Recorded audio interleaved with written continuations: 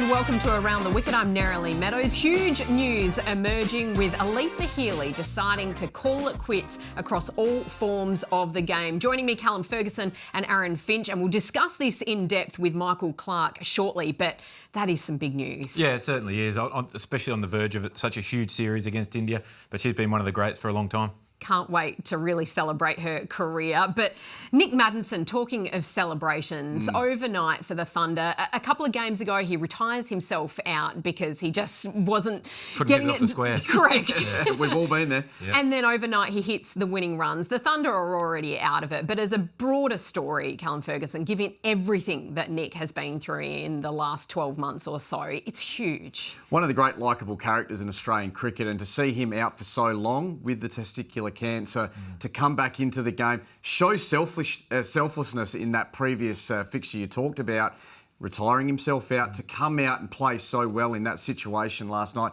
I think that was good for everyone's soul. Against his old side too, the Renegades, who he formerly captained. So, yeah, it's a great story, and we all wish Nick the best on the recovery and everything. Yeah. But, I mean, good things happen to good people, and he's certainly one of those in Australian cricket. Is that the feel-good story of the summer? Oh, you'd have to say so. There's been a lot of player bashing, player bashing along the way, and coaches are in the spotlight. So to have something like that come out and be such positive news is awesome. Just quickly, we talked about the retired out. Mohammad Rizwan, did you ever think you'd see the day that a Pakistan great like that was told, "Wait, off the ground now"? Yeah, I'm not surprised. I mean, nobody's bigger than the game. Nobody's bigger than the team. And we heard Cameron White talk about it. There was a little rain break, and he said Rizwan took it well. It's one of the strengths of the Renegades squad, although it didn't go the right way. Will Sutherland gets ran out off the bowler's fingers not long after. But I think you have to just take it case by case and game by game. It's not a personal thing whatsoever. It's just, right, what is the best thing for our team now? We're seeing it more and more often, and I think we'll see it more. T20 tactics. You mentioned the Ashes and a lot going on. I just wanted to do a final review with the two of you. What was the most enjoyable thing about the Ashes, do you think, Finchy? Australia's adaptability right throughout. They come into the Ashes with a lot of uncertainty, particularly around Hazlewood, Cummins, who was going to open the batting. Jake Weatherall gets his opportunity. But for them to be so clinical right throughout, and there was moments when England were on top. So for me, just their ability to shut that out, shut all the noise out and say, you know what, we've got one job, and that is to play as well as we possibly can each and every game, and they did it. Fergie? Yeah, I think Alex Carey's 100 in Adelaide. I think for me, that was a real moment. Adelaide again. Adelaide Oval, what a spot it is. But not long after he'd lost his father, Gordon, who was a ripping man and well known amongst the cricket scene in Adelaide, I think that was a moment for me. It was beautiful. Biggest disappointment? I think England in general, yeah, they turned up with all the talk. They talked the talk and weren't able to back it up. They said that they were coming here. They knew exactly what they were doing. They knew how to prepare. They knew everything about how to beat Australia, and they were poor. In your words, Ferg, promised the world, but delivered an Atlas. Yeah, we talked about this pre-show. It really was disappointing, especially after all the punditry over in England was around. This is their best chance. Coming up against Dad's Army, well, Dad's Army taught him a lesson. The biggest surprise, Finchy? Well, you can't go in half-assed to a series like the Ashes. I mean, with all the stuff that's come out on the back of Harry Brook, I know we're going to talk in a little bit more in depth about that later, but so you come from a one-day series and you go straight to Lilac Hill and play a muck-around game amongst yourself on a wicket that bounces this high and expect to go into an Ashes series at the Perth Stadium and dominate, and it just doesn't work like that. You have to be more detailed and you have to be more disciplined in your preparation. So he's jumped straight ahead to his greatest learning there, but the biggest surprise for you, Ferg, was Travis Head opening in the end. Yeah, I think so. But also, I think it shocked the hell out of England, didn't it? And the way that it all went in that second innings, I mean, what a performance that was. And that certainly was an eye to the future, wasn't it, really? You look at the way the rest of the series went. He just dominated at the top of the order, and it shocked everyone, and it really was a winning formula. Biggest learning, Finchy has said, it was don't go in half-hearted, I'll put it. Yeah, it's just so different in Australia. I think that it's so hard to read too much into form leading into coming to Australia for teams. Yes, you can get it yourself into winning form, but England didn't really bring that either. Not being able to get over the top of India in home conditions. I think everyone was excited by the different style they were going to bring this time round. But the bounce in Australia, I mean, if you're wailing away outside off stump too often, you're going to get found out. Oh, and I'll go back to the previous one. The big moments for Australia, for England, their inability to win any of those. You think back to the first test in Perth, 100 for 1 in the second innings. They had the game on a platter. Yeah. They let an hour of chaos derail that test match. You go to the Gabba, they've got Australia in a really difficult position, but they drop catches and that cost them the game in the end, and they can't knock over the tail. Mitchell Starc and Scott Boland bat for 30-odd overs.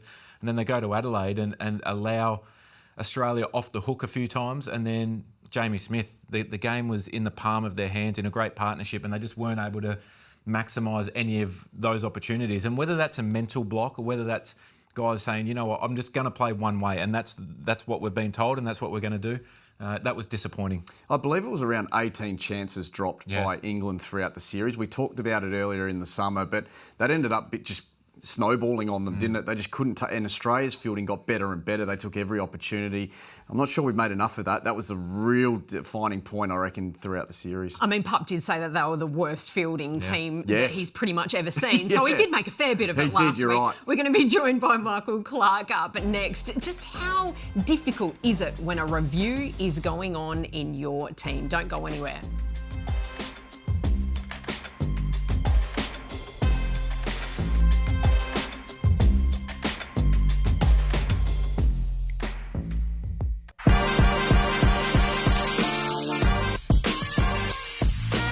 Well, former Australia captain Michael Clarke joins us now with the breaking news that Alyssa Healy has decided to retire from all forms of cricket. She will play the 3 ODIs up against India in Australia and a one-off test against India. But selfless to the very end, she's decided not to play in the T20s because she won't be around for that T20 World Cup.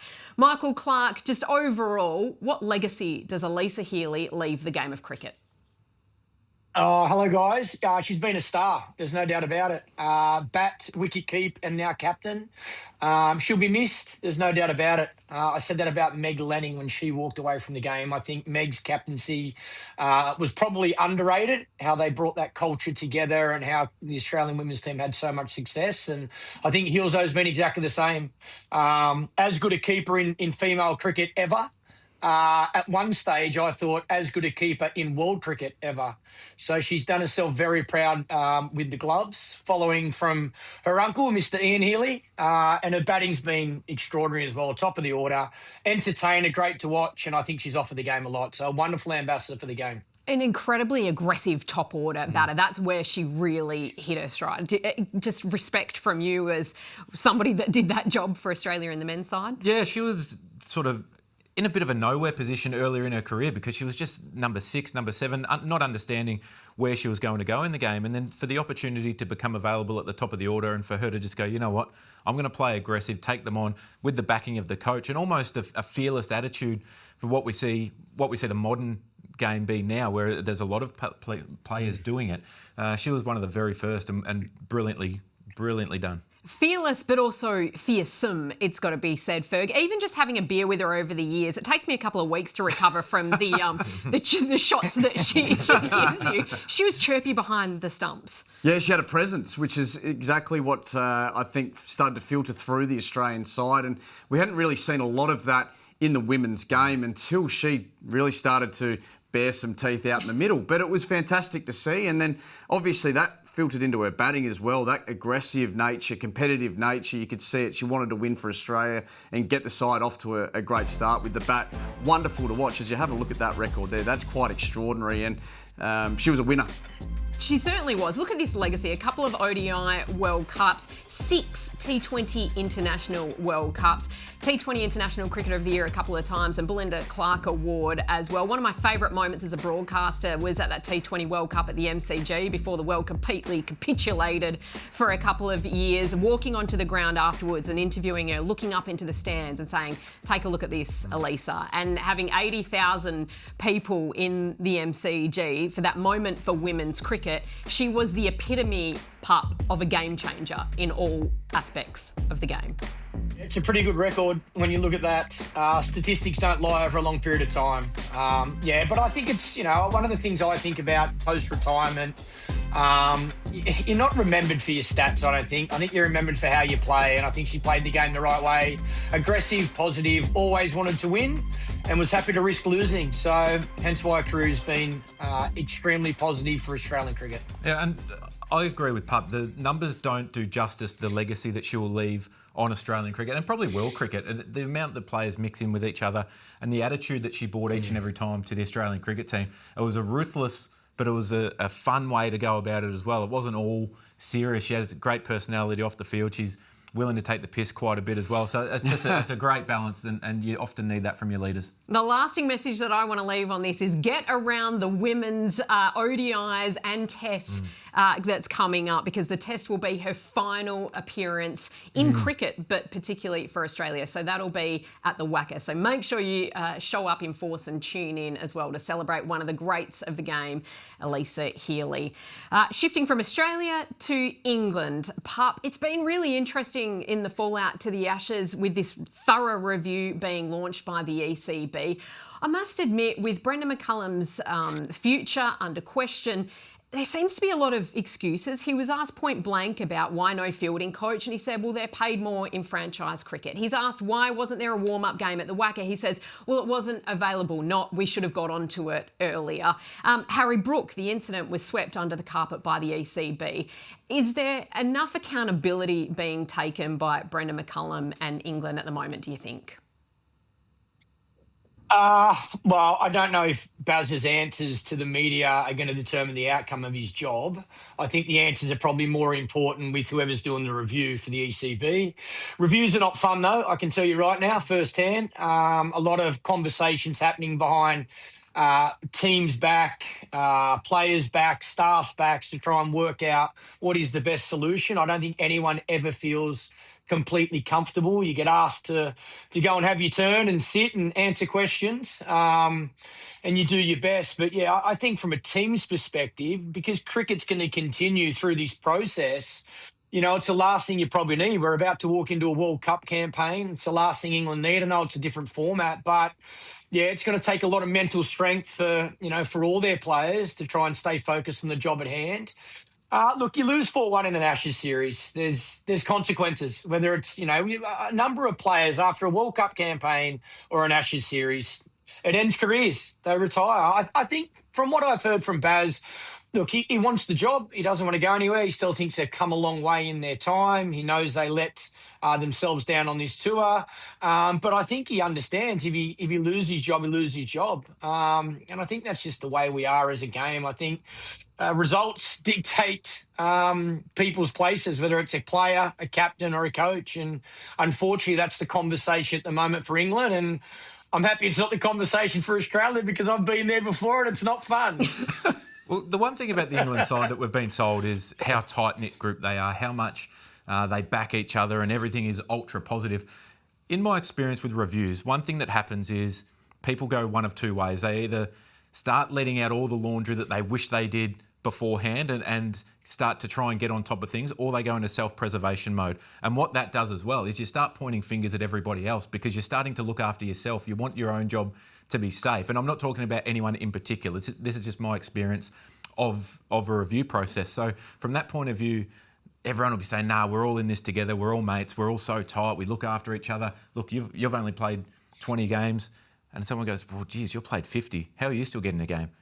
Like, you've played 30 tests and haven't done very well, but you're still getting a game because we back each other. Yeah. And that will all start to happen behind the scenes to the higher-ups to start making decisions. So could it backfire in that way then? I don't think it'll backfire, because it gets to a point where you start to say, well, you know what, we need something to change. We've been going along for the last 12 or 18 months, pedestrian pretty much. They haven't won any big series, so something needs to change. But whether that's the personnel or higher-ups, whoever it might be, but someone will have to be made accountable for it, no doubt. He's got a wry smile on his face as he says it. Finch obviously played a lot for Australia in the white ball game, but also in Victoria, where it was a very honest setup traditionally. Yeah, for sure. At the Saka, you had some experiences where feedback was given. Yeah, for sure. And particularly in my early years, where we hadn't seen success for a long time in any format, let alone the Shield. And I just remember a couple of instances where we were all given a lot of very direct feedback. And I thought, oh, hang on a second, I'm not the problem here. But what it did do is put me on notice. And what it did do is let me sit down and have a little discussion with myself, look in the mirror, and could I be doing things better? And if nothing else, that will be what England get out of this. Their players will be put on notice and they'll look inwards a little bit as well and say, geez, am I really dotting the I's and crossing the T's? Am I taking every opportunity that I get for my country, which is so valuable? There's so many players, I'm sure, back in the county system that would love the opportunity that a lot of those English players are getting. Pup, you went through quite a bit of... No one spends the money. No one spends the money on a review and sacks no one. If there's a review, someone's getting fired, let me tell you. There's too much money invested. So who do you think it's going to be in this case then, Pup? Who knows? I wouldn't have a clue. Look, I went through a stage in my career where, look, the captain when I played was accountable. The coach is now very much accountable, as, you know, that role is, you're no longer a coach, you're a head coach. So your leadership is always accountable. Whether that's right or wrong, to me, I always feel the players have to be responsible. Yes, your coaches are there to help you and, throw your balls and hit your balls and catch your ball, whatever they got to do. But the players walk out on the field. You train every day. If you don't perform, I'd like to take accountability from within. But as we've seen before, I think it's, the leadership is always spoken of coach and captain. So I'd imagine there'll be some conversation about that, no doubt. One of the parts that I guess makes me question a lot of things is Richard Gould, the ECB chief executive. He says that the review is going to focus on the preparation, but surely at some point he's across the preparation as well, because no doubt that all the preparation for an Ashes tour or any tour happens a long way in advance. So Rob Key, Brendan McCullum, they put a proposal to the board, I'm sure, and say, well, this is how we want to go about the preparation for an Ashes series. So I don't know how or why you need a review into something that you've signed off yourself. That, to me, that says we all thought that we knew what we were doing, but now we have to go back and review it because it didn't go well. Yeah. They just expected to turn up to Australia and dominate. Also, there's a lot of aspects of this, but Papa, I remember seeing you sitting next to David Warner after the Joe Root situation that happened overseas, and the captain is sitting alongside the player taking accountability. The Harry Brooks situation was sort of put under the carpet, dealt with internally, but nobody's fronted the press from the ECB, and I can't imagine that being the case for Australia. Finchy, this is the first time we've gotten your reaction, but were you just purely shocked at the fact that he did that as a captain of an international team hours before playing for England? Yeah, it's odd. I think the ability to then walk back into the dressing room in any format of the game and demand respect from the rest of your teammates, it will be severely questioned. No matter how many performances you put on the board, people are going to look at you and go, well, you can't tell me that I'm doing the wrong thing. When we've seen you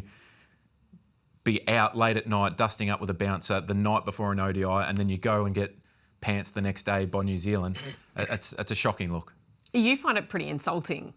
Oh, yeah. I mean, I just think of, I played 30-odd games for Australia across 3 formats, and I just think how much I would have given to play another game. You're just lighting up an opportunity to not just play for your country, but captain your country as well. I can't think of one captain I played with in my time for Australia that would have even considered that type of behaviour or that type of activity the night before a fixture. In fact, getting home on the same day as the fixture, it just blows my mind. It's disregarding the role and disrespecting it. Just finally, Pup, are you surprised that no one from the ECB has put their head up or Harry Brook beyond just a statement? I'm surprised something didn't happen at the time. Because it wasn't fronted in preparation of it getting out in the media, and I'm surprised it's lasted this long before it's come out. But again, I don't really care. That's them, ECB. That's how they do things, or if that is how they do things. Like I said it on our last show. It would be different if it was an Australian player, certainly an Australian captain or vice captain. It seems to me like England's got a number of issues at the moment, so hopefully this is one of them they can sort out. We could talk all day about it. Michael Clarke, thank you so much for your insights once again. Guys. We'll chat to you next week. Don't go anywhere because there is a T20 World Cup around the corner and we're going to hone in on that next.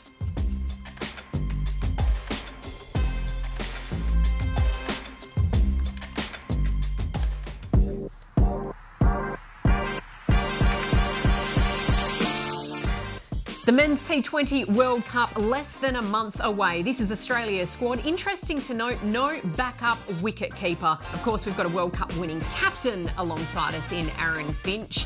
Is it the right move?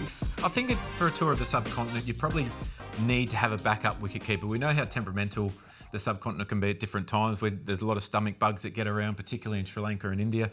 So I just think that if something happened on the morning of a game, someone wakes up ill, then you need somebody there to back it up. I mean, you've got Adam Zampa in your squad, who's a wonderful leg spin bowler. I think that you need a specific keeper in that role. I think it was Glenn Maxwell that was thrown up, but given his leg history, I'm not sure how he would go keeping at a World Cup. Alex Carey has been thrown up. Not a great record at all in T20 internationals when he has played, but doing well at the moment, obviously, across all forms, and then the strikers the other day. Sam Harper, another one, leading run scorer at the moment in the Big Bash. Thoughts on either of those options? Well, he's certainly inserted himself into the conversation, but I think Alex Carey would be the one. His form with the gloves is outstanding. His form with the bat is outstanding. Now in BBL cricket, T20 cricket as well. So he's a 1-7 player, so he's got flexibility. I'd be going with Alex Carey. I think it's easier to cover the other roles in the side than it is to cover a keeper who goes down late. Yeah, I think if you're going to have a spare keeper, they have to be really flexible and be able to bat anywhere in the order. Sam Harper, for me, is probably just one that's pigeonholed to the top of the order. So then you're really limiting yourself. You have to change too many other spots around to be able to fit one extra person in. So that's my World Cup 11 as it stands at the moment. And that's saying that Tim David would be fit, Josh Hazlewood, Pat Cummins, they're all fit and everyone is available for selection. Top's pretty steady. Cameron Green, I like him at number 3, being able to maximise the power play. And then you've got the Josh Inglis craft, and then you've got the power of David, Maxwell, Stoinis. The bowling picks itself pretty much, I think. The T20 reigning champions is India. Obviously, very different looking outfit. No Virat Kohli, no Rohit Sharma, who retired after that win. Thoughts on their squad at the moment? Yeah, the one big talking point was Shubman Gill being left out of the squad after being such an integral part for a long period of time. And that's still a wonderful squad. I mean, you can't pick too many holes in that. Rinku Singh, Sanju Samson, Ishan Kishan, they were the 3 that probably were in competition with, well, Rinko in particular, in competition with Shubman Gill. And it just seems as though India have decided that, you know what, that stability style player, that banker that we can have at the top of the order who can bat through an innings and the rest of the side can sort of dash away around.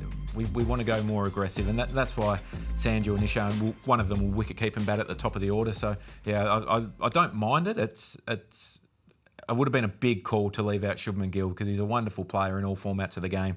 His form hasn't been the best in T20s, but whichever way you pick that Indian side, they're going to be good. Yeah, that's right. Well done. Fergie, Pup alluded to it earlier, but England, how much of an impact do you think the Ashes and everything going on, given it's Harry Brook as captain, Brendan McCullum as coach, is going to have on this World Cup campaign? Yeah, there's a lot of crossover there, and I think there's enough to have it just affect them a little bit. I think this stuff does seep into other formats, particularly when your main leaders are so heavily involved in the issues that you've had. Harry Brook being the number 1 on the top of that hit list. So, look, they're going to have to do some work. They're going to have to try and separate themselves, put themselves into the bubble that they've spoken so highly of. They've been able to just block everything else out over a long period of time. It may have got to them here in the Ashes, not too sure, but they need to try and get back in that bubble as quickly as possible. I think it's going to hurt them, though. That in England batting lineup, that is still seriously strong. I think they've got so much firepower right throughout. They've picked a couple of good spinners. My one worry is their fast bowling. That they don't have a huge amount of international experience with the ball there, particularly at the back end of the innings. So if they bat second, they'll be hard to beat. If they have to bat first and defend totals, I think that they might struggle. Just from what we were just discussing, that it can almost go one way or the other, can't it? It can be backs against the walls, we'll show them, bring them, galvanise them, or it can completely implode. Yeah, it can. And we saw that in the Champions Trophy where I don't think they won a game in Pakistan. Yep. So they're still a serious side. They won the World Cup a couple of years ago. Joss Buttler, he's the key to them. I think his experience behind the stumps, but also not having the captain role anymore, he'll be able to oversee quite a bit more stuff. So in that regard, I think that they'll still be a very good side, very strong. We'll keep discussing it in the weeks ahead on Around the Wicket. But don't go anywhere because we're going to take on the short stuff next.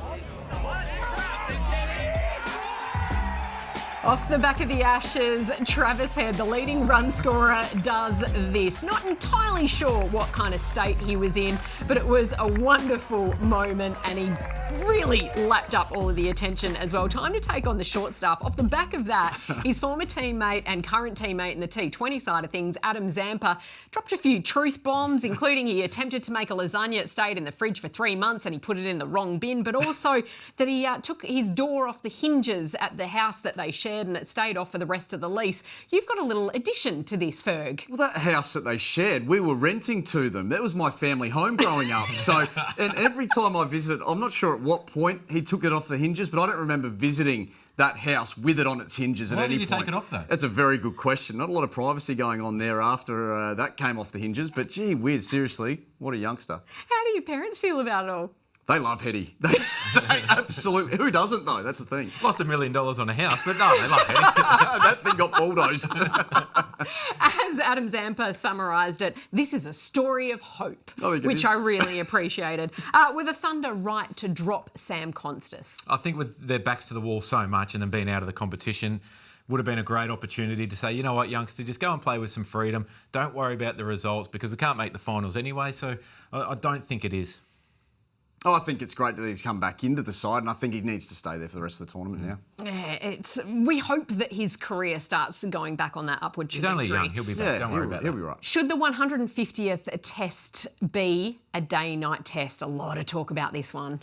I'm not fussed either way. I know that the purists and the people who want the traditional game to be like it was 150 years ago, but the game's changed so much. Everyone's always evolving. I'm not fussed either way. I think this 150th year is about the last 150 years, which has been predominantly red ball cricket. So I would have loved it to have been red. It disappoints me a little bit. Not a nod to where it's going to?